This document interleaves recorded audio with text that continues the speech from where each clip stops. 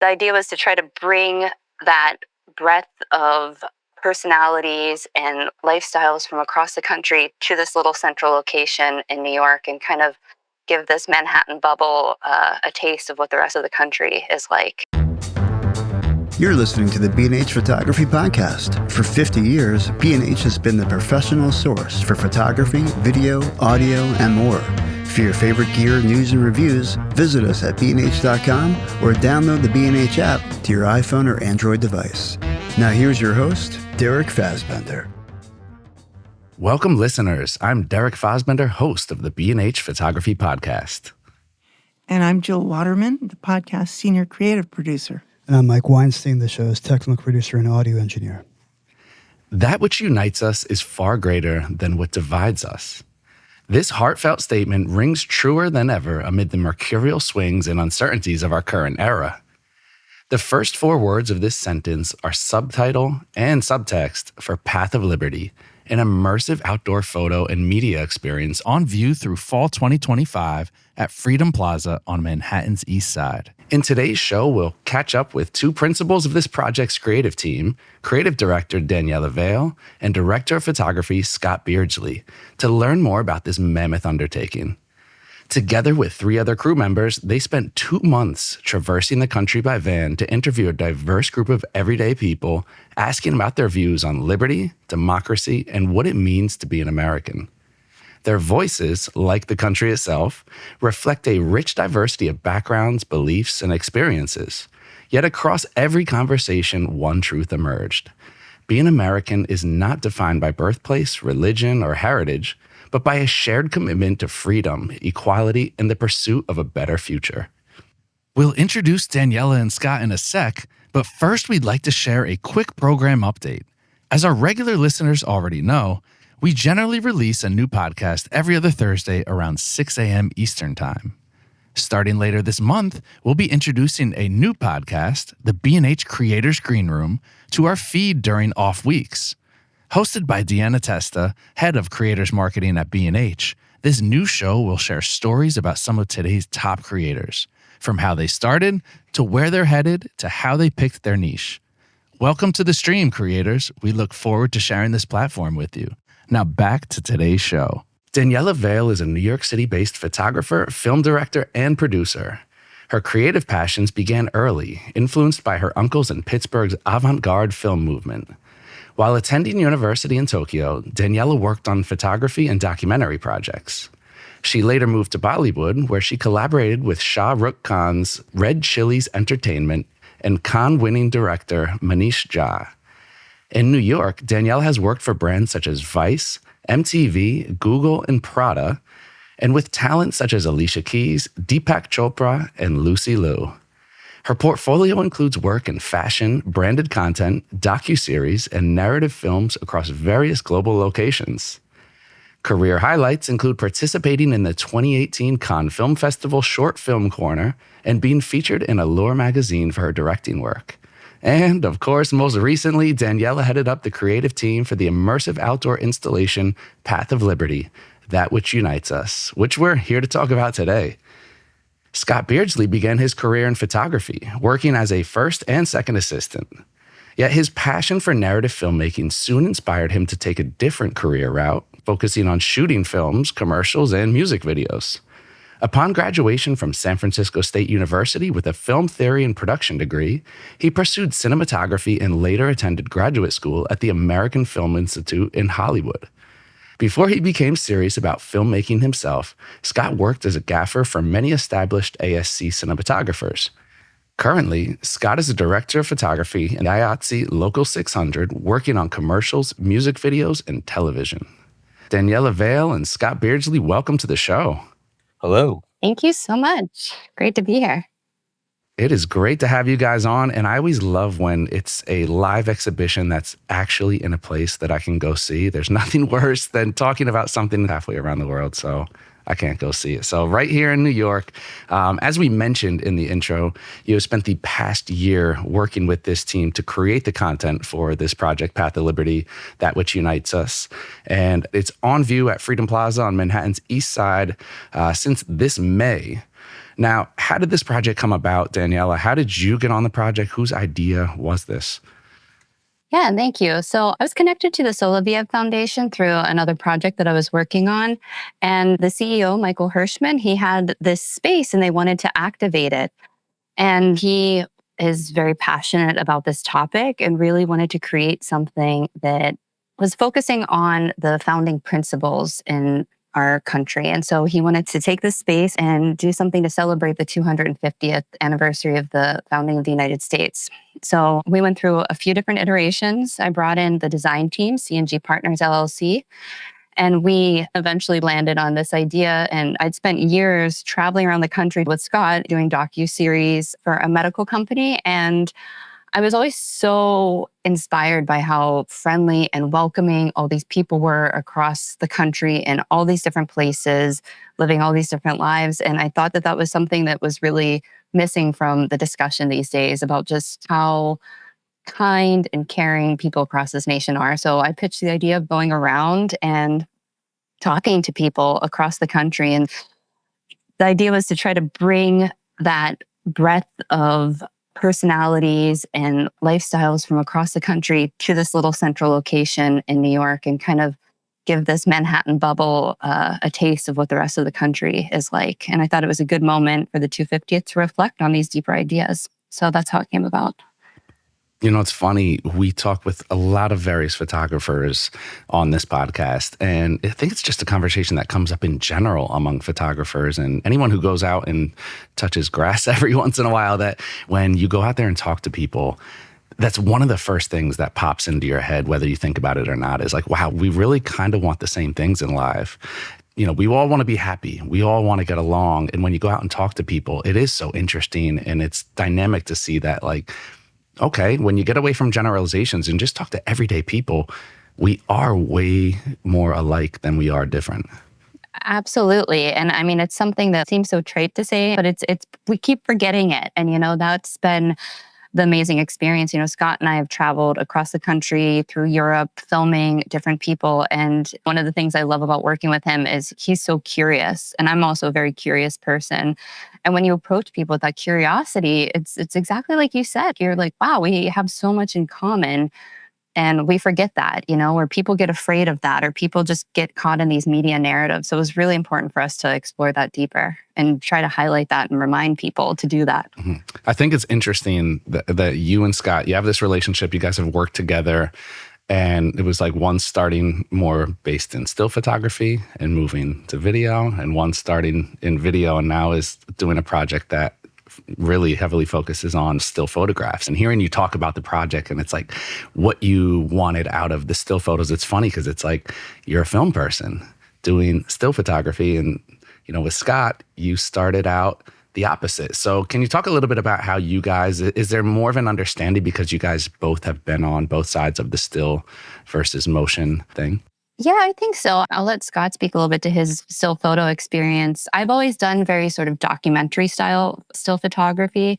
A lot of that started when I was living in Tokyo. You know, I'm sure that your listeners will know Tokyo is one of the best places to get still cameras. Like they just have these shops that are like museums of impeccable old cameras. So that was where I really started practicing, like playing with film and shooting on celluloid. But I always had more of that documentary style practice. And Scott has worked with some of the top photographers, and he's done a lot of amazing fashion work. He can speak to his work with Raphael Mizuko. It was really helpful to have him on set because I kind of like to just find the moment, but this was a project where like we had to create the moment, and it was a challenge for me, but like Scott was really good at finding the light and the position. So it was really collaborative in that way. I love that, finding the moment versus creating the moment. Absolutely. When you're in the field, you literally just have to work with what you have. And all those rules that you learn in school and these institutions, that just goes bye-bye. And you start thinking on your feet and you start developing your craft. And like what Daniella said, a fashion photographer kind of took me in the late 90s. And he brought me in as a cinematographer because he wasn't used to working with bigger crews. And he just showed me a lot how he worked in a single frame photography world. And we just kind of adapted our forces and taught me a lot how to break the rules. Because film sets are extremely intimidating, even for photographers, because photographers work on such a smaller scale. In the photochemical days, there's a lot more lights. We're shooting film, bigger crews. But he seemed to learn how to break all those rules. And I saw real quick how just people, they didn't feel comfortable with it. He was just breaking the rules like a writer does in the literature world.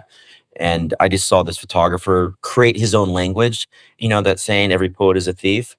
Just started to learn the rules and started breaking them and started developing my style and use what you have. And that's kind of like the documentary world. You got to pivot in a different direction. And I think Danielle is really good at that. And that's what we did on this project. And being curious and being open-minded and seeing it from a different perspective and letting people talk, I think is important. And being honestly curious. I try to be like this bird watcher, just try to capture as much as I can and give the handles for Daniella to take her post-production team to another level. Now I see why Daniella is working with you, because everybody loves somebody who understands the idea of a role player. And in such an ego-driven world now, it's like you need a team to function as a team and everybody to kind of pull their weight. And sometimes you pull a little bit more and sometimes you pick up for another person. And sometimes you have to know when to step back. And I think you're right, Scott. In a project like this, you have to let the people talk and you have to create this avenue for authenticity. And I think in just talking to you guys for a couple minutes, I can see that where it's like you're disarming. And when you're going out and talking to people from various backgrounds all over the country, strangers, people you just met, you do have to kind of disarm people right from the jump. And it makes it so much easier to get to the heart of the story when people feel comfortable with you. And like I said, Daniella, before this project, she used to do these projects traveling all over the world in Europe and South America. And she was curious with me too. She opened a path for me to explore. She always knew I shot a lot in Europe and she was doing all of these travel jobs. So she would bring me in because she knew that maybe bringing in another team player would help open up the creativity in a new place, because every place is different. When you shoot in Italy, when you shoot in Spain and France, it's just different. Crews work different, and you really want to maximize your creativity, and you don't know what you're going to get. In Europe, they have this line item. It says fixer. We don't really have that line item here in America, but a fixer is someone that makes it happen. He talks to the people. He gets you what you want. If you need more crew people or you want to shoot here, there's a fixer. And I think just allowing yourself to be a little open-minded with little street smarts and a little book smarts. And then you just kind of like let people do their thing and let the magic come out. And I think Danielle is really good at that. And you can jump in, Danielle. How did the two of you first meet? We met 15 years ago. I had met him through a mutual friend. I think I was coming back from Tokyo and I was moving back to the States and I wanted to get into film in New York. And through a mutual friend, I had met Scott and he had just finished filming a Beyonce music video, which he always hates that I bring up, but I think that's great. I'm like, he shot a Beyonce video. Scott, I think a lot of people will attest to this, is he's one of the most generous people when it comes to opening this world up and teaching and sharing his knowledge and sharing his skill set. And so in a lot of ways, he really took me under his wing and opened up the New York world to me. At that time, I really wanted to be a cinematographer. And he's like, oh, you want to be a cinematographer? Great. And he sent me to go work with the best non-union gaffer and to study lighting. And I worked as a third electric and I got my butt whooped. Yeah, there's a fun story behind that. I could tell you my version. Yeah, and it was great. And like I said, he just has this philosophy that he brings to the table that a lot of people have been lucky enough to experience, that's really based in a lot of deep passion and love of cinema and filmmaking and photography and lighting.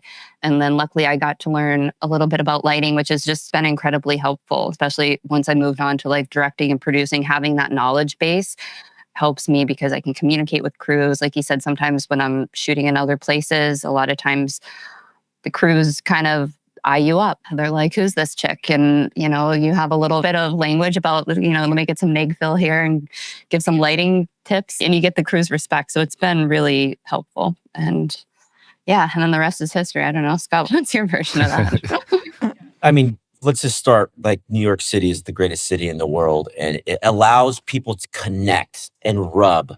And I think a friend of a friend happened to meet Danielle, and she's like, came off a little strong. She was younger back then. And I'm a director. And I was like, okay, great. I'm going to call you one day. And lo and behold, I called her at 5 a.m. in the morning. I go, here's your opportunity. This is one of the biggest non-union lighting crews in New York City. The best of the best. They need an extra person. Do you want to work? I remember the phone went just silent for a second. She said, absolutely. She showed up at like 6:30 and she had a nice little run with some of the best lighting guys in New York City. She jumped in as an electric and she got that hands-on knowledge. And a lot of it's like kind of being in the right place at the right time and just saying, yes, I'll go and show up and then let it go from there. Like the documentary world, like just show up and just start watching and you're going to find something.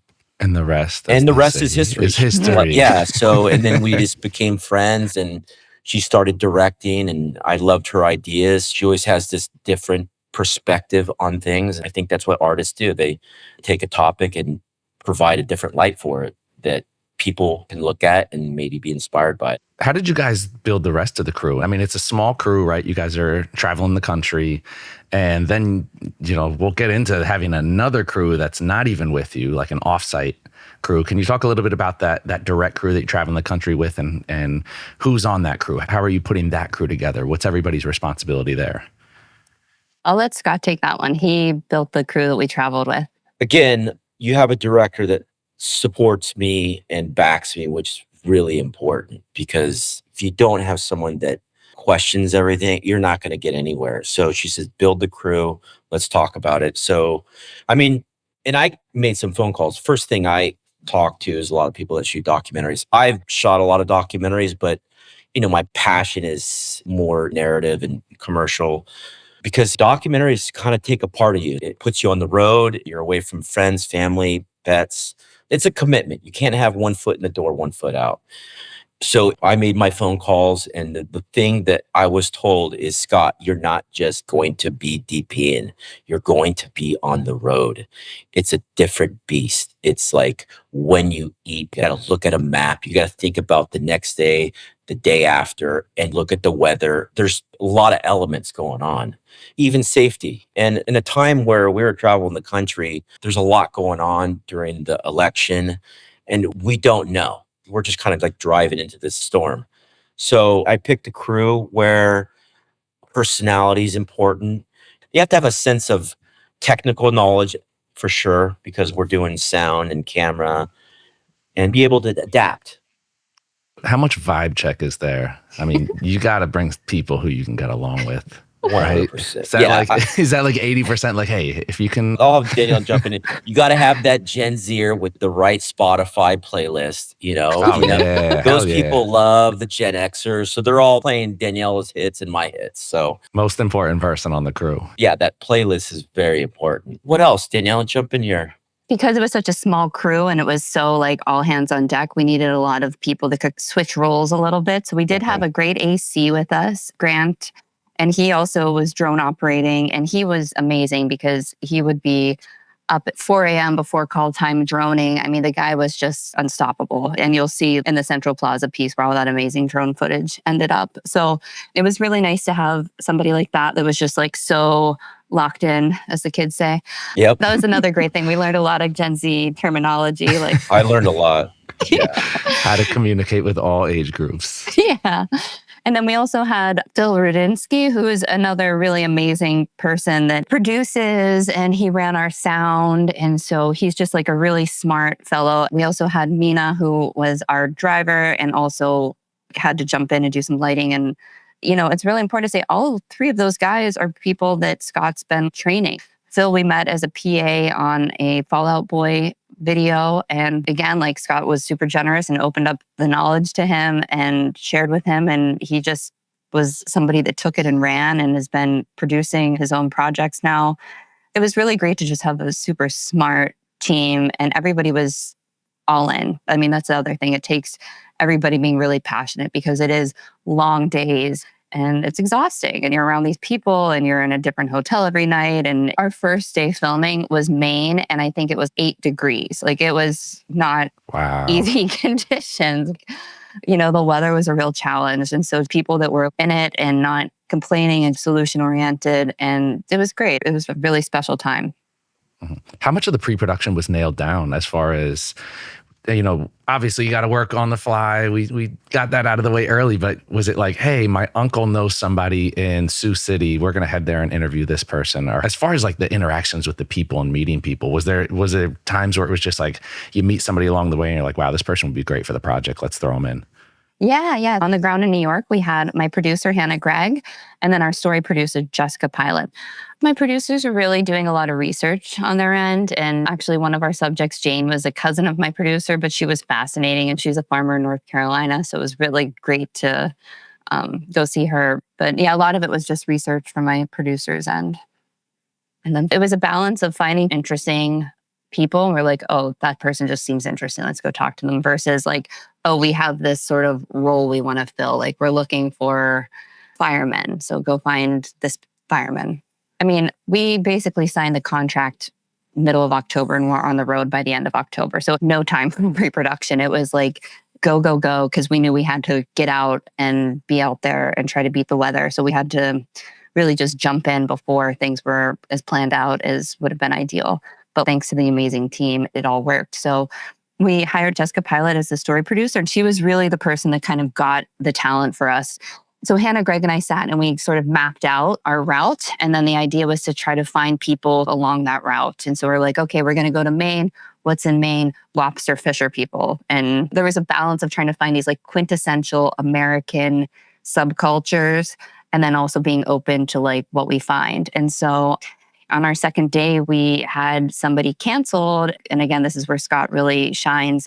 So the crew, we decided, okay, let's go find a different spot and we'll just sit and have lunch. And then we're sitting having lunch. And then Scott starts talking to people. And then we wound up running into this really amazing subject, Earl Bigelow in Maine, who was this musician. And so we did an on-the-fly interview with him. But in the end, I found the people that we planned out, they were a little bit more prepared. Interesting. I was going to ask you what that looked like on the flip side. It's always easier in retrospect to look back. But did you hit the mark that you wanted to hit? Did you exceed? Where did you come in terms of what you had in your mind going into it and with what you finally came up with the interactions you had? We had a little bit of an outline of the story we wanted to tell. And there were certain people and topics that I really wanted to hit. And I was like, oh, great, this person will definitely hit the mark on this topic. And I just didn't get what I wanted with those things, especially like there was this idea of service. So I wanted to talk to some service people and explore that. And yeah, I just got a different perspective. And that's a skill set, is learning to roll with when things go not how you planned and being open to that. And luckily, like even with my narrative films, I always tend to make 3 films. There's like the film I write, the film I shoot, and then usually I like totally rearrange everything and make a totally different film in the edit. So I've gotten pretty accustomed to like that non-attachment and rolling with things. That's where the magic happens too, and like I said, that's where Scott's really good of like finding that magic in the moment. Cause I think we really were good at tag teaming in that sense, because I was really in touch with the New York crew of Hannah and Jessica and making sure that we had a plan and trying to build out that part of the structure. And Scott was really good with like sort of being able to be present in the moment and find the magic wherever we were. I mean, I keep saying I can't believe what an amazing team this was that I got to work with. It was really like a highlight of my career. That's an interesting concept, the 3 movies, the one you wrote or intended to, and I want to dig in on that a little bit more, because I think that's such an interesting idea that a lot of people don't think about. It's like when an artist paints a picture, whether it's a mural, a painting, you sketch it out and you paint it. And with film and even photography projects to a certain extent, it doesn't go that way. There's the cutting room floor where a lot of stuff gets left and the narrative can change. And especially on a documentary project, you might not get eye for eye the narrative that you set out to get, or you get thrown curveballs. How much of a struggle is it as a creative, Daniella? It's like you go in with a certain idea and you have to pivot, and then your idea changes as you're out there, traveling across the country. Your idea is going to change as you're meeting people, the further you get along in the project. And then it changes again when you go into the editing, and you're like, you might have something you really love and you have to leave it on the cutting room floor because it doesn't fit, or something that, you went one direction and you're like, well, how do I get back to the point I wanted to get to? How do you approach that as an artist in, I guess, letting go of things that you love and learning to adapt on the fly? I mean, it's not just a practice as an artist, it's a practice as a human being at this point, right? Like Totally, it's just, totally. I have a spiritual practice that I've been practicing. And I think it really does come down to like how you develop yourself as a human, spiritual being, and then applying that to the art as opposed to vice versa. So that's where I kind of have gotten that from. I want to come back to this road trip before we take a break. And there had to have been something memorable, wild, crazy, disastrous. Is there any one story that sticks out, or is there 100,000 stories? I mean, go ahead, Danielle. Go ahead, Scott. You go. Yeah. She's like, let me see where he goes. I might be going back to like what Daniella was saying about the concept, because America's a big place. And Daniella and I always talked about this because we've traveled across America before. And one thing I've been told and I've heard, America, to see the beauty, you got to go on the back roads. And you really have to search for those people, because there are good people in America. And the most beautiful spots aren't on the commercial routes. If you want to see the Rio Grande, if you want to see the Grand Canyon, if you want to see all these amazing places in America, it is on the back roads. And the back roads are the people of America at the end of the day. I know there's this city life, but this place, there's all these corners and different parts of the US that are just beautiful. And you really got to just explore that and be curious about that. And we talked about this, and I think going back to that concept, you just got to be open-minded to what you're going to get. And it's hard because sometimes you're not really getting what you thought you're going to get, but I guarantee you'll be shooting something beautiful. Were you surprised, or did anything strike you as counterintuitive about some of these conversations that you had along the way? That's a good question. Because, we are in this particular, zeitgeist or vibe that we can sort of feel. And then there's this project which sort of purports to represent a different story, which is a more sort of unifying one. And perhaps, the reality is a little more nuanced. Yeah, I mean, I have to say, like, we were on the road during the week of the election and talking to people, everybody was freaking out for one reason or another.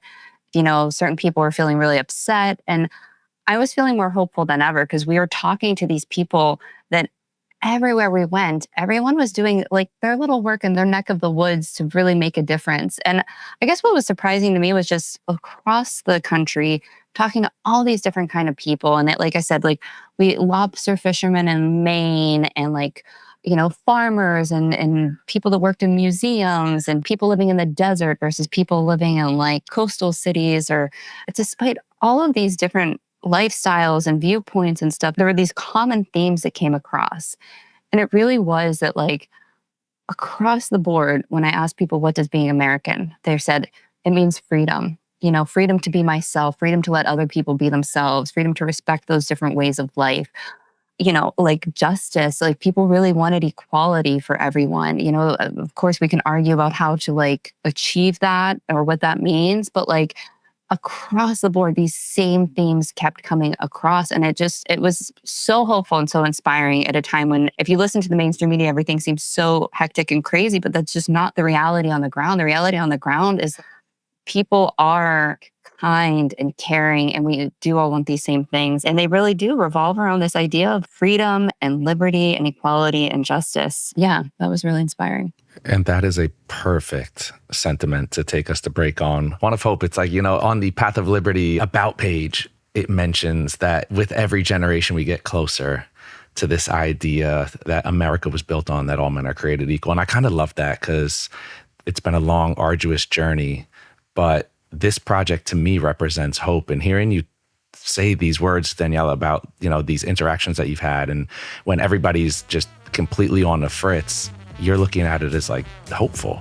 And I think that is such a great sentiment to take into break. So we are going to do just that. If you are standing up, stretch, shake it out. If you're already standing, have a seat, relax. When we come back, we'll get into the nitty gritty of the gear and production details for Path of Liberty, here talking with Daniella Vale and Scott Beardslee. We'll be back in a few. We hope you're enjoying this edition of the B&H Photography Podcast. The best way to support the show is by subscribing on Apple Podcasts, Spotify, or wherever you get your podcasts. For links to gear and more information on today's guests, check out the show notes on your podcast app or visit our homepage on the B&H Explorer website and join our B&H Photography Podcast Facebook group. And now, back to the show. And we are back with Daniella Vale and Scott Beardslee talking about the immersive outdoor media experience, Path of Liberty, that is now on view this summer in Midtown Manhattan. Now, over the break, we were talking about this idea of hope and the Declaration of Independence and all that. And Scott, you had started a train of thought there. Let's get this back on the record. So, Scott, I'm going to kick it over to you and pick up where we were talking during the break. Yeah, I was just saying that, like, America, life, liberty, and the pursuit of happiness. We all want to be happy. And I just remember this one person we interviewed. She literally started from scratch, nothing, when she came to this country. And now she has an amazing restaurant business. And when Danielle was asking a few questions, she was like, sometimes I think the Americans have too much freedom, like as a joke. We do get comfortable. But even though we're comfortable, we have to still appreciate a hot shower every day. You cherish it, because even go to Europe, you have like 2 minutes of hot shower, people don't recognize that. Here is like, we're a little spoiled. So we just got to keep that in check. I think that's such a great point where it's like, there's a difference between freedom and then taking advantage of the freedom. And we get to a point of greed and we lose this sense of community. How much sense of community did you guys see? And was there anything in terms of like big city versus small town America that you can kind of correlate these ideas with? Absolutely. I mean, I think, like I said, we were very lucky. The first day that we went filming, we spoke to this organization called Lift All Boats for people in Maine. I guess like getting the lobster license, it's like very hard to get. And so there's this program that actually takes youth that normally wouldn't have access to going out on the water, which is such a quintessential part of the Maine culture, and gives them this lobster apprenticeship program. And, it was just so nice to see people really giving back. I mean, I think that is when us as Americans are at our best, when we can recognize just like how abundant and how lucky and how wealthy, and I don't just mean monetarily wealthy, but just this wealth of opportunity that we have been granted. And when people can really appreciate that and then give back. And that's like another thing that I think is really quintessentially American. I've spent a lot of time living outside of the country. I've traveled a lot out of the country. And that isn't across the board, happening in other places. And so I think that being able to give back and foster a sense of community is key. The city's tough because obviously when you're in smaller communities, you're seeing your neighbors all the time. It's very different when you're living in a city, that things are much more transient, and also just we're able to kind of use technology to replace a lot of community. You used to have to like build friendships and get people to help you move. Now you just like, there's an app for it. You don't even have to like make contact with them. So that is such an important part of America, is like all these small towns. I mean, honestly, it's been a bit sad because in the time that I've been traveling, even from whenever I was little, you see these small towns are starting to wither away. And it's sad because I think that a lot of those small communities is where we get all these interesting cultural elements too of America. There's so many different subcultures in America. And I think that that's something that's really interesting to explore. You could spend decades exploring all of those things. Daniella, how long did you live in Japan? 4 years. Are there any big takeaways from, the differences between Americans and Japanese, for instance? Japan is a very cohesive culture. Something that we have in America, it's funny because it's like our greatest strength, and then it also becomes our greatest downfall, which is hyper-individualism that we have in America, which is great because if you have an idea or if you have something that makes you different, you can come here and you can thrive. In Japan, you do not want to be different. They have this in Scandinavian countries too. They call it tall poppy syndrome. standing out from the crowd is seen as being something bad. And it's really about you put the group over your individual self in those kind of societies. Creates a really nice society. It's very safe. You can drop an envelope of $1,000 and people will pick it up and chase you down the street to give it to you in Tokyo. That's not happening in New York. Right. At the time when I was living in Tokyo, it was very hard for me to adapt. And then I went and lived in Bollywood and was working in India. And after I had that experience, I had a newfound appreciation. Japan just works. It's like living in Disney World. It's so clean and everything is just on time and all that. And you see like that works because everybody's operating from the same standards and values.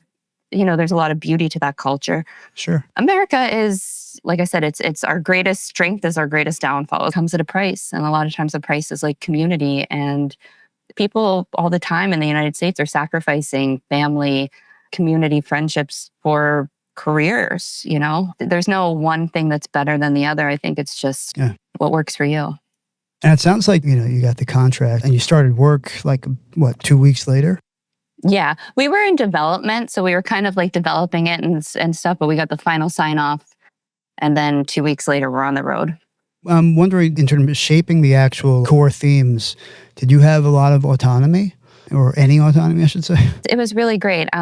Working with Michael Hirschman, the CEO of Soloviv, his directive was to celebrate the 250th, and he wanted it to be nonpartisan and to focus on these foundational ideals and principles. So it was really about creating this space of hope. And he's very patriotic. And, it's funny because we've been finding a lot of pushback. I think right now is a tough time for people. I think they say people feel the least patriotic they've ever felt. And Michael, he's really passionate about America. I think so often people think that comes from a place of ignorance. And it's something that I also personally had to come to. We're raised to be very critical of America. And like I said, I think that's a good thing in a lot of ways because it pushes us to become better and better. But I've also spent a lot of time living in other places, and there's a lot to be grateful for and appreciative of. And I think that that's something that's been lost in the conversation, or it becomes, if you are sort of focusing on the positives of America, or you're at all saying you're patriotic, it has a different connotation than what it used to be. So I keep saying with this, I'm trying to rebrand patriotism right now because... that word is loaded, or at least more than it used to be. Well, it has become. And, what does being patriotic mean to you now, and how maybe has working on this project have you come to a different understanding of what that means? These themes started emerging: equality, justice, freedom. And when you really focus on what that means, it gave me such an appreciation for what this country is. It is a place that you can be yourself. Like I said, that's not the case in other places. There's a lot of countries where if you want to express yourself or be yourself, it's not welcomed, especially in New York City. I mean, you just, you could sit on a corner in New York City and you see everybody as being the most extreme versions of themselves. And there's a great beauty to that.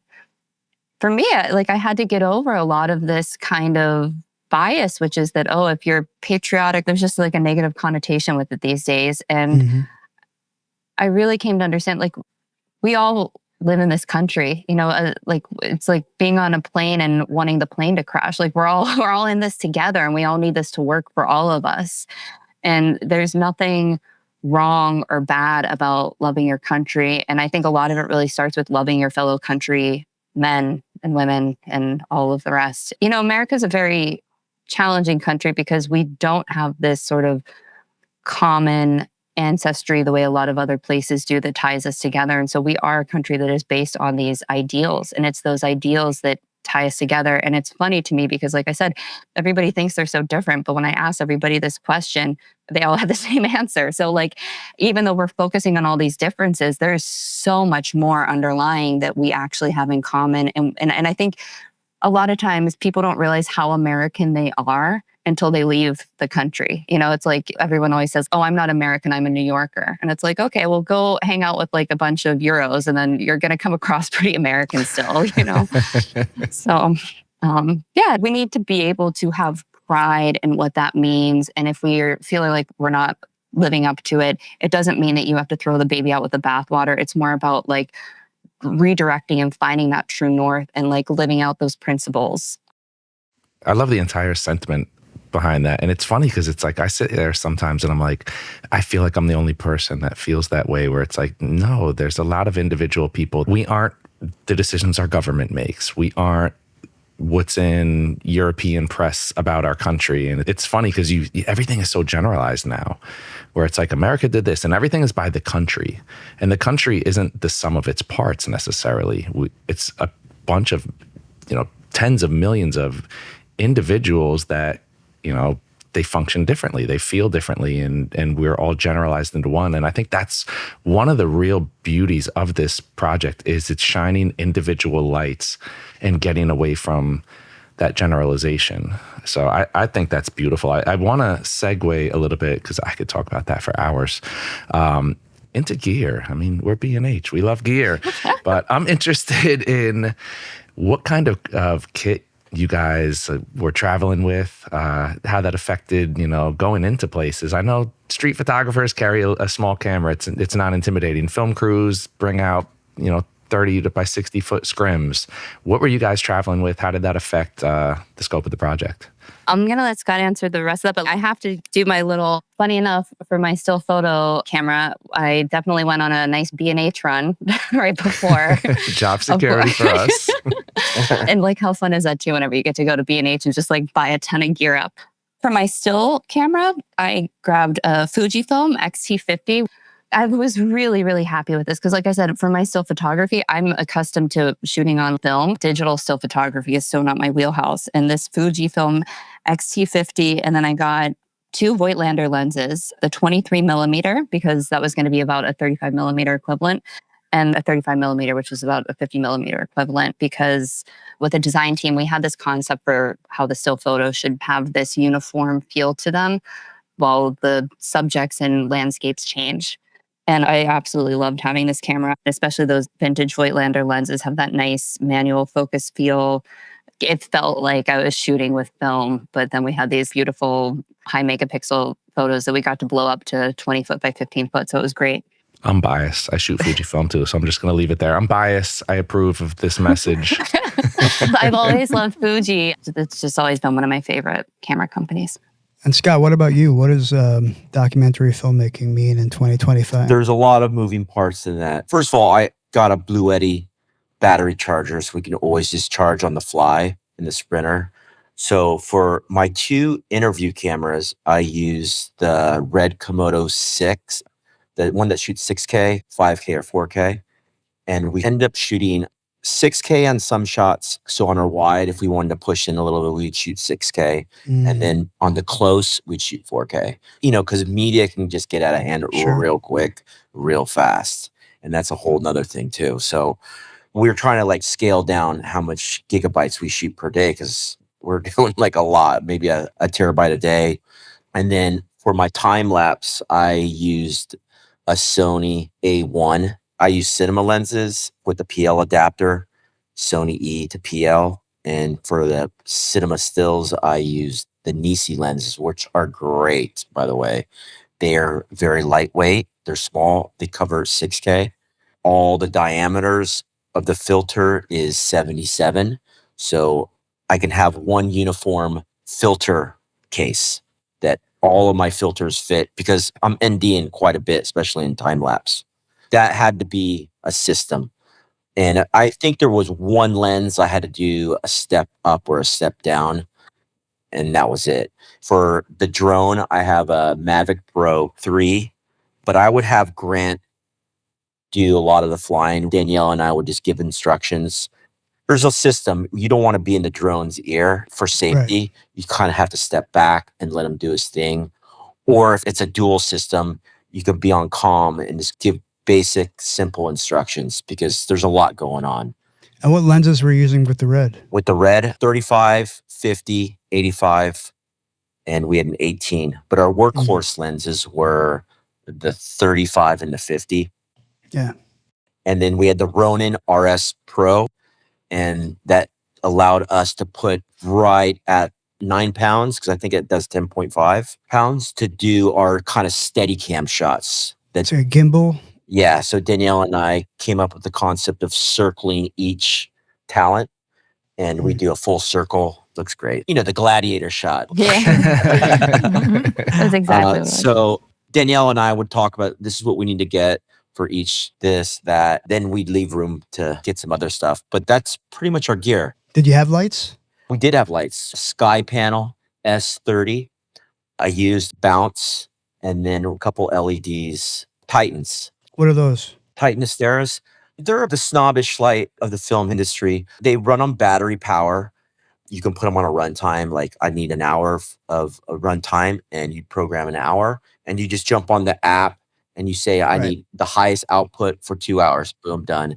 And they put out a lot, and it's super soft. And with the sky panel, I would put like a top edge, little hair light, and then a key light, and then really kind of using background. And we would try to shoot that area right time of day, because that's everything. You know, shooting in the morning or at dusk, just getting the light right. That's a lot of it. It's anticipating where the light's going to be and adapting to that. That's very important. And by the way, what was the percentage of interior, exterior? For the interviews, we would shoot those interior as much as possible. And then the still photos we tried to get outside. One of the things that we added on the second leg was a Joker light, which is my favorite light to work with. And I'm like kicking myself that we didn't have it the whole time.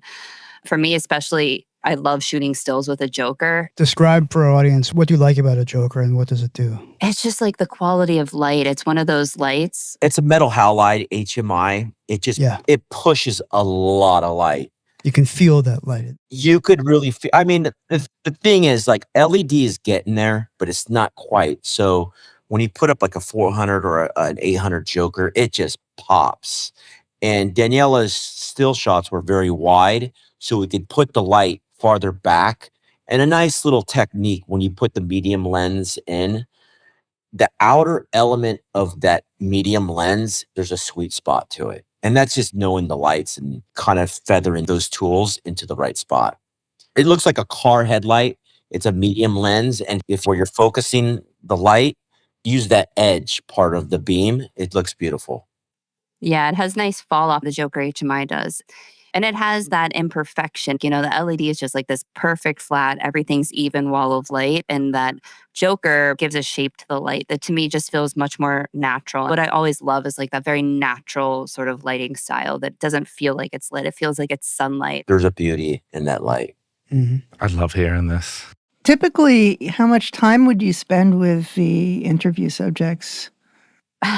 So it's funny because I'd always be like, okay, this will be a quick 30-minute interview. So yeah, Danielle would say this is going to be quick. And then literally it's between an hour and 2 hours, somewhere in there. Yeah, minimum hour, usually hour and a half. Yes. What's the percentage of what you're getting out of that? Is it just a lot of small talk, or is it related to what you're talking about for the project?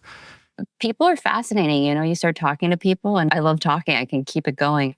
In the beginning, I was a little bit more nervous, so there was usually more small talk involved. And then by the end of the project, I was pretty good at like jumping in, and people were pretty comfortable jumping right into these topics. These were big topics we were dealing with, so people could really talk, and it was fascinating. You know, I wasn't going to cut them off. And as for the interviews, was it standard boilerplate questions? Was it more authentic conversation? Did you have any preference over what you thought you might need going into post-production? Depending on the person, you know, a lot of times what I'll do in interviews is while the crew is setting up the interview and the lights, I'll kind of start small talking people to just get a feel for them. So that way, once we start rolling, they're comfortable.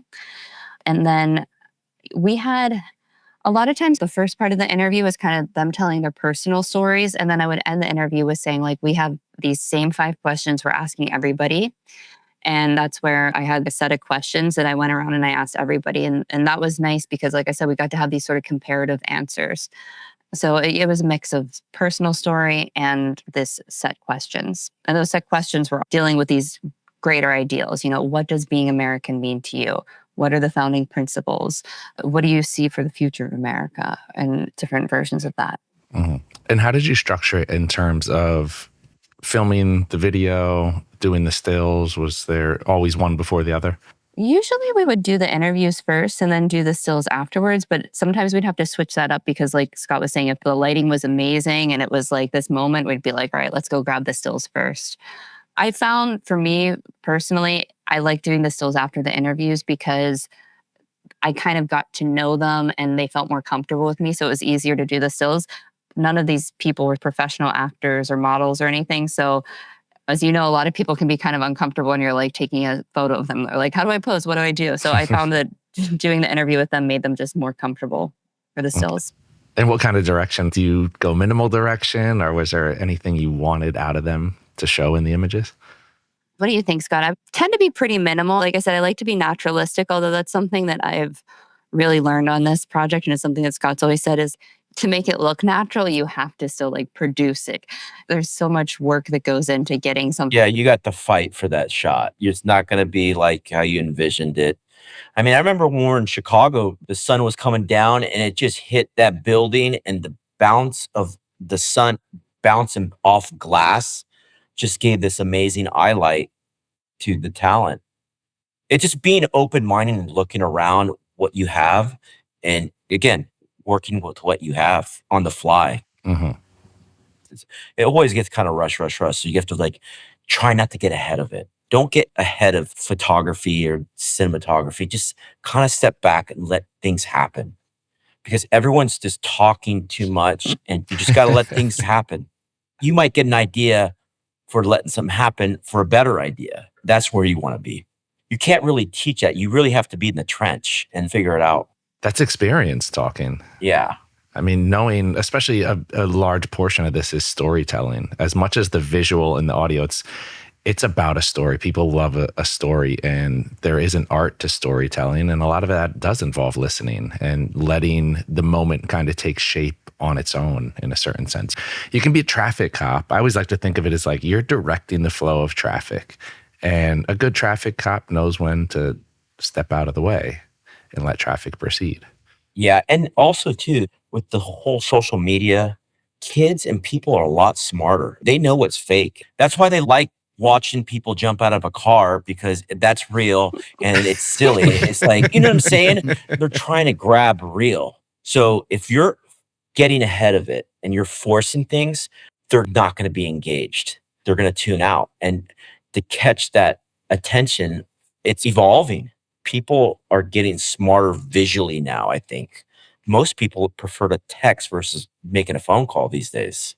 And you're like, how do you use your brain to try to communicate with two thumbs? What's the bandwidth between your brain and two thumbs? That's better. It's like using a high-end computer and a small hard drive. It doesn't make sense. So you just got to be aware of those things. Like all those elements is all packaged into one. You have to just be aware of it and not get ahead of it and take a step back. Does that make it easier on a creative project? Because now everybody's so used to cameras. Everybody is constantly photographing themselves, the world around them. Is it easier to connect with people and to get what you want visually? Yeah, interesting. Like, I never even thought about that, actually. Scott, have you noticed any trends? A little Hollywood that exists in everyone, I think, these days. They want to be heard.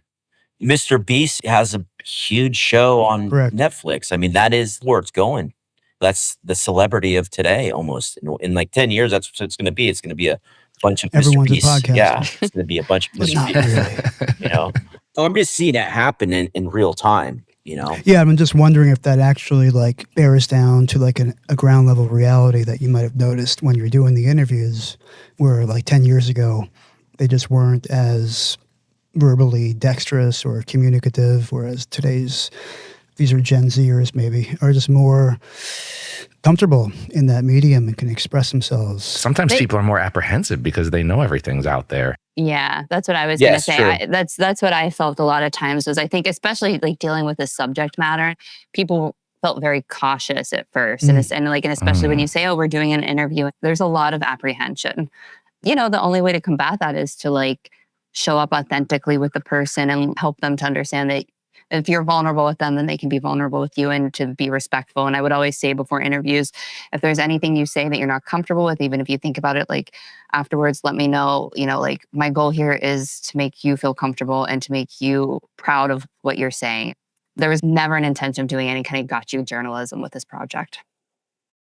And I think that does put people at ease. And it goes back to what you were saying earlier, Danielle, about this new idea of being patriotic, where we also live in a world now where people lose their jobs. People get doxxed Yeah. for saying not even the wrong thing, for just saying something that is contrary to what somebody else might believe. And it's a dangerous, slippery slope that makes it a really interesting dynamic as far as documentary is concerned going forward.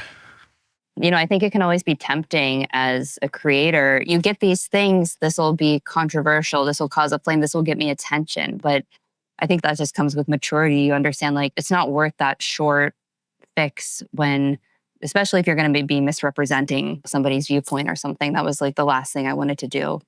Because obviously with editing, we have to cut out the uhs and the ums, and you want to make people sound as good as possible, but reflect the reality. And so it was very important to me too, with the edits and the editors, that we were really staying true to what people were saying. And especially in this project, because this was a directive from Michael Hirschman. He said, I don't want to shy away from like some of the harder truths of this country. And it would be daft to have a conversation about 250 years of American history without touching on this country was founded on this idea of equality. And yet that is not necessarily what our history was. We had a lot of different groups that were oppressed. And to me, what really came through that was interesting that I'd never thought about before is that even though we had this super high idea of all men being created equal, it's not an easy concept to execute. It's not for lack of trying. It's that is actually really hard to achieve.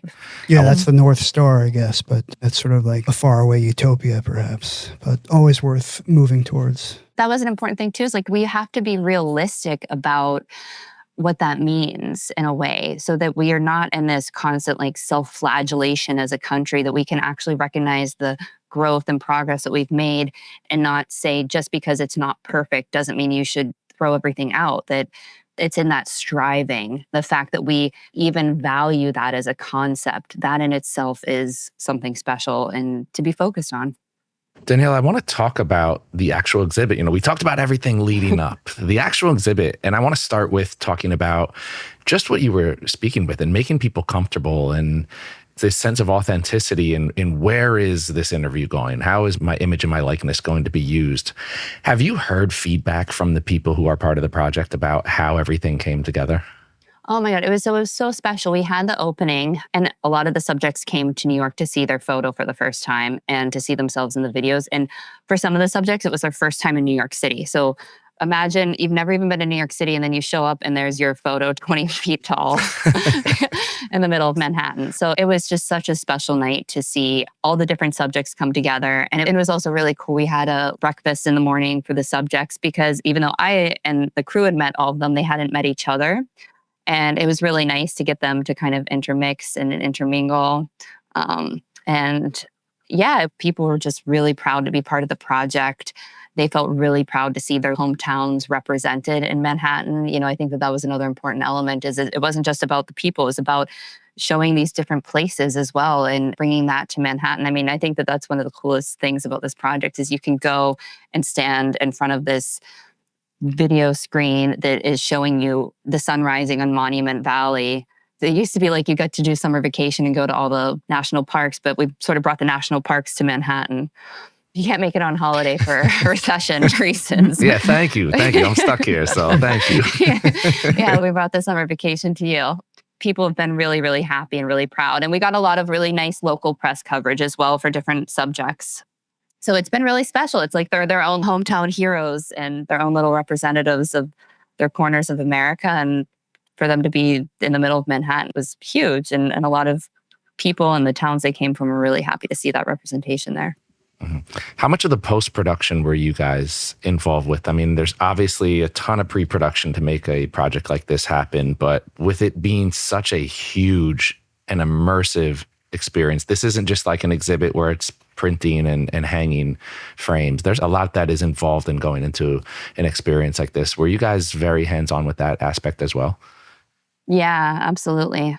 I mean, I kept saying, I'm like, this is like we are doing 3 projects at once. The still photos in themselves are a project. The documentary pieces in themselves are a project. And then that immersive 8-screen installation is in itself a project. So it was absolutely insane to be doing all of them together at once. So for the still photos, I worked with LTI and I had an amazing editor, Moss, who helped me with doing all the photo edits. And then for the documentary pieces, I had a team of 2 editors, Oliver Noble and Ben Craw. Before we even set off, we knew that we had this setup of 30 still photo structures. We knew that we had this 8-screen installation piece, and we knew that we had these 3 screens that we wanted to sort of treat like a 3-act structure in the story of America. So I worked very closely with my 2 editors, and then also, like I said, Hannah Gregg, my producer, and Jessica Pilot, my story producer. They were also very important and helpful in shaping the story. So we would get these transcripts of these interviews. I mean, it's over 80 hours of interview footage, and we had to all watch them down. And then we would kind of like put together paper edits. One editor was in Connecticut and the other editor was in Brooklyn. So especially towards the end, the one from Connecticut would come down from the weekend and we would just do these like struggle sessions until like midnight working, and we had all of us sitting around in a room and there was a lot of back and forth.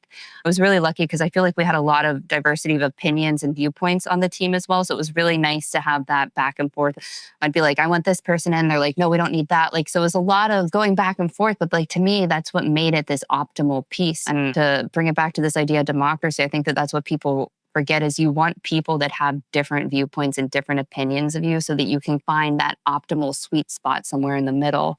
And so I felt really lucky that I had this team that they were not afraid to voice their opinion. And even if it was different, we kind of went back and forth until we found something we were all happy with. Some of the films we were on like rough cut 17 of to make a little 2.5-minute film, but we knew how important it was to have this very fine nuance in the final piece because like these are really activating topics in this moment. And so we wanted something that was going to be not divisive and not fueling the flames of this current climate, but actually something that created a peaceful place for people to come and reflect and have a slightly different viewpoint on these things that everybody's so heated about right now. And, another thing that we added was I worked with this composer, Virtual Perfection Cowboy, who I worked with on a number of other projects. And he created this really beautiful ambient soundscape that actually uses like healing tones. Because I wanted this to be like a place where people can come and calm their nervous systems and think about these topics in a clear-headed, calm, and open way.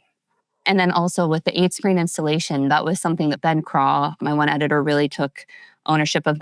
I love immersive installations. I was really inspired by the 6-screen installation I'd seen back when I was in high school. So one of the things we did, you'll notice in the opening of that piece with the drone, nobody understood what I was doing. I was like, trust me, guys, this is going to work. We were in a farm in Kentucky. I had the drone operator take the drone from the center point and go out and back and forth in 8 different directions. So that way, when you stand in the center, it's almost like this vertigo effect, like you're standing in the center of a field in Kentucky and then all 8 screens are going outward and we cut between the different settings. We did the same techniques in all the different places because that was another thing I really wanted to play with was this idea of the things that are similar and yet different. So if you film something all in the same way, but it's all these different backdrops and landscapes and stuff, being able to compare and contrast that. Were you sending back any dailies or perhaps weeklies at least to get an assembly before you wrapped, or did you just start everything once the production wrapped? Yeah, we were sending weekly hard drives, which was always fun. Oh my God, there was one point where we were in Asheville, North Carolina, and it was 6 weeks after the hurricane had hit.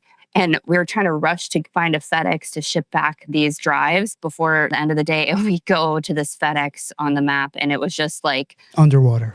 Exactly. It was just like, all right, I guess we're not shipping these drives out today. So yeah, we were shipping weekly and the editors at home were assembling them so that we'd be watching down the interviews. And then Philip, our sound guy, was also doing daily string outs as well. So that we'd have those to go through. And my story producers at home were watching those down, trying to pick out clips. And yeah, it was quite a production. So speaking of the audio, one thing that really impressed me when I was walking around was how there were audio interviews emanating from certain portraits. And it really felt immersive. I mean, in Midtown Manhattan, with all the street sounds, it's hard to give somebody a sense of being immersed. But I found it really effective. Can you talk about how the portraits that included audio were placed so they didn't compete with each other or so that it would give you that sense of immersion? Oh my God, that was so hard. I can't even tell you. So we worked with our sound designer, Brian Arnold, who is an amazing sound designer. And it was really a challenge trying to get the timing right. I actually think when you went, the timing probably still wasn't right. We had to do a few other versions after that. With the way the three docks are placed, I wanted those to be these landmark points so that they, like I said, sort of serve this three-act structure. There's that first film, The Promise, the second film's The Struggle, and then the third film's called Together. And it was important for me to, along the path, sort of build in this narrative that connected those pieces. There was so much great footage and so many interesting things that people said that didn't make it into the film. And so those still photos was a great moment to have these audio stories where you would see the subject and see them speaking about these different topics. The way that it's set up right now is that as you exit onto the path, you watch the first film, and if you keep a pretty nice pace, then they will go like one after the other and tell the story. And we wanted it to really drive the people along the path as they're walking, so that if you sat from the first film through all the audio stories to the end piece, it forms an entire narrative structure altogether. Mm-hmm. And you sort of walk into the story as it's beginning. Yeah, exactly. It worked for me, even with the bus noises occasionally and whatever else was around. It didn't break my interest. It made me actually want to go closer. Nice. That's really great to hear. Yeah, I mean, Hannah, Greg, and I were on site till like midnight some nights just trying to get that timing down, because it was really challenging because the things are looping. And so you had to really find this precise way that they're not speaking over each other. Because I really wanted this space to be like a sanctuary in New York City, because New York City, as we all know, is just so hectic and crazy. And the space and the land itself is so incredible. I mean, this is the biggest piece of undeveloped real estate in Manhattan. It's 3 square blocks and it's like wild. There's grass growing 4 feet high and all this stuff. And it's just such a beautiful, interesting space. And so I really wanted it to be almost like a diorama. You know, we're letting like all the greenery kind of grow in front of the photos so that it feels part of the photos. And that's worked really well.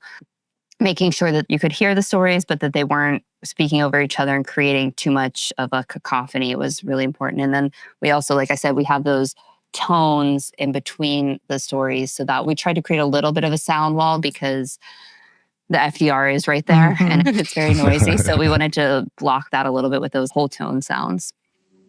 Yeah, anybody who's not from New York and is trying to picture it, like, you have to see where it is to really appreciate what you guys pulled off. And I like the visual immersion as well. Can you talk about what went into making sure that even the placement in regard to the background elements, you wanted to make sure those jived as well, right? Yeah, I mean, so like I said, it was such an interesting piece of land to me, because there's also like all these bedrocks. It's very wild. It's almost like a original piece of Manhattan. It goes to show you how much nature kind of can recuperate itself. It's not an even field at all. Like, there's these large stones and rock formations. And so luckily there's a lot of photos. There's one where our subject Ian Teller is sitting on a rock near a lake. And so I placed that so that at a certain angle, the rock he's sitting on almost extends to the rock in the background. It's actually my primary focus was to make sure that the visuals of the photos blended into the background as much as possible. Like I said, it's great because you have the grass and the wildness, and then this photo of a lake in Navajo Nation, and then the Empire State Building behind you. I love playing with those different layers of the city and the places we shot, and then the natural landscape. Yeah, I think that's so important when you look at how we view images and how really all kind of content and art, that immersion aspect, whether you're looking at it on a phone or large scale, how it's lit, how it's set up, everything, all of that plays into how we receive what is being presented to us. Was there anything that surprised you or any insights that you had during this project that you learned from? Everything. I mean, it's never easy. You know, as Scott says, it's never easy. And like, you have to stay in the middle too. You know, that's the thing. It's like you think you're going to get one thing and you don't, and you can't sort of get disappointed and let that mess up your next day. It's going to be good days and hard days. And you have to just leave the hard days where they are, start fresh every day, And there's no shortcuts, I mean, that was the thing about the editing. Like, I always had this dream, like, I'll just give this footage to somebody and they'll like come back and it will be exactly what I want. Like, no, you have to sit there. And again, this is something Scott always says, like, you have to know your footage. You have to sit there. You have to watch the dailies. You have to know your footage better than anyone. It just takes time. I didn't have a life for a year. It was 18 hours a day nonstop. But it's worth it in the end. It's worth it to create something that is unique and special and hopefully inspires people. Mm-hmm. I'm interested for the portraits. Me, obviously being a still photographer, that's something that I looked at. And I'm like, okay, environmental, but they're cohesive. From what I've seen, most everything is composed pretty much the same as far as how much of the frame is taken up with the portrait. Can you talk about the decisions that went into how you were photographing each subject? Yeah, that was really my design team from C&G Partners. I worked with Alan Tokmakov, who was amazing in this. And he was the one, C&G, they conceptualized this space in terms of like, these are the structures we're going to have in this space. And he was the one that really pushed me to say, like, keep it so that everybody's this size. Because we did different modeling and we tried it with like, if there were close-ups, and we really wanted to avoid it feeling like these people were like giants in the space. We wanted them to feel life-size and that the landscape itself was life-size. And it was challenging for me because, a lot of times like the types of photos I like to take are more close-up or medium shot. Actually, I have closer-up photos of them that I like better than the things that ended up in the project. But because we wanted to keep this visual consistency, we stuck with that framing. It was a challenge because when you create those constraints on yourself, sometimes you have to go against your sensibilities, but it worked better for the cohesiveness of the whole exhibit. Interesting. There was this sense of intention with all the images, but it's interesting to hear how much intention goes into that and how much, you have to know ultimately where it's going. It's like shooting for a magazine. Is it going to be a cover spread? Is there going to be text overlay? And I think those are always decisions that escape a lot of younger photographers or photographers who haven't worked on a large scale or in a commercial space, that this is all stuff that gets decided before the project is begun. And these are decisions that go into every step of executing the project. Absolutely. And it was funny because like there were moments where I felt like, oh, this is limiting me creatively because I'd rather get the shot from this way or I'd rather have it be this type of shot. But like I had to kind of get over that. And in the end, Aline was right. It really worked best when it was those wider shots and we tried to incorporate the path. And this happens with film and editing too. It's like sometimes you have to cut your favorite scenes or you have to cut your favorite photos because even though individually it works, it doesn't work within the whole of the piece. And you have to be willing to let that go.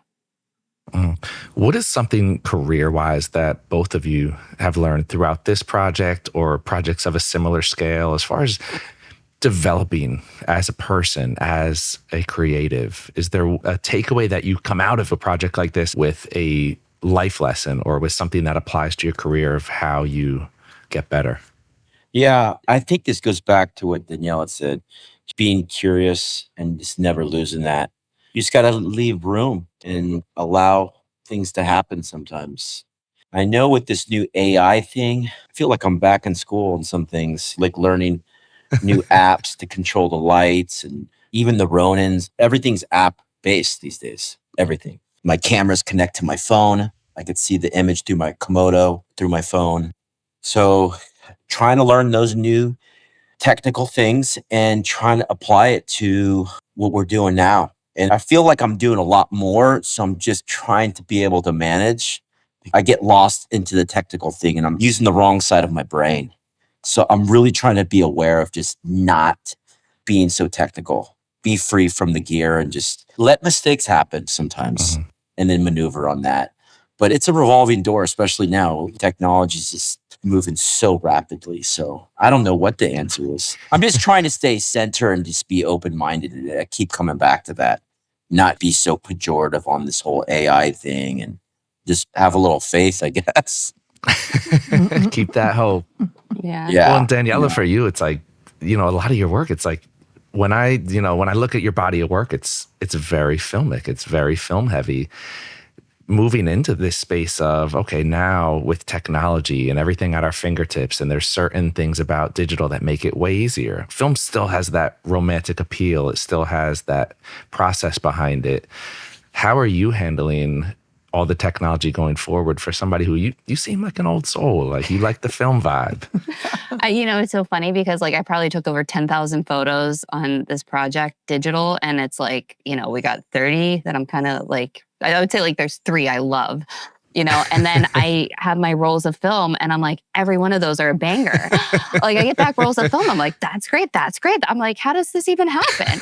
And I realized so much of that is because of the approach, because film is an expensive medium when you have to sit there and wait to find the right moment. I think that that's something that is also just like a life lesson, learning that patience and learning to be present. And like what Scott was saying, when he says, don't get ahead of yourself, be present, be in the moment, stop thinking about what you think is going to be the outcome. Just like show up in the present moment and do the best you can in that moment. And then the next step will follow and the next step will follow, because it is easy to get ahead of ourselves. And I think that happens more rapidly with digital because you just click, click, click, click, click. And then all of a sudden you're in post-production and you're going through 20,000 photos. And, there's something to be said about this, like patience and this presence in the moment and waiting. That's why I tend to like film better than digital. Our last guest, actually, Mary Ellen, said that she used the 4x5 camera just for that purpose. It wasn't about quality, it was slowing down. Slows you down, yeah. And being intentional.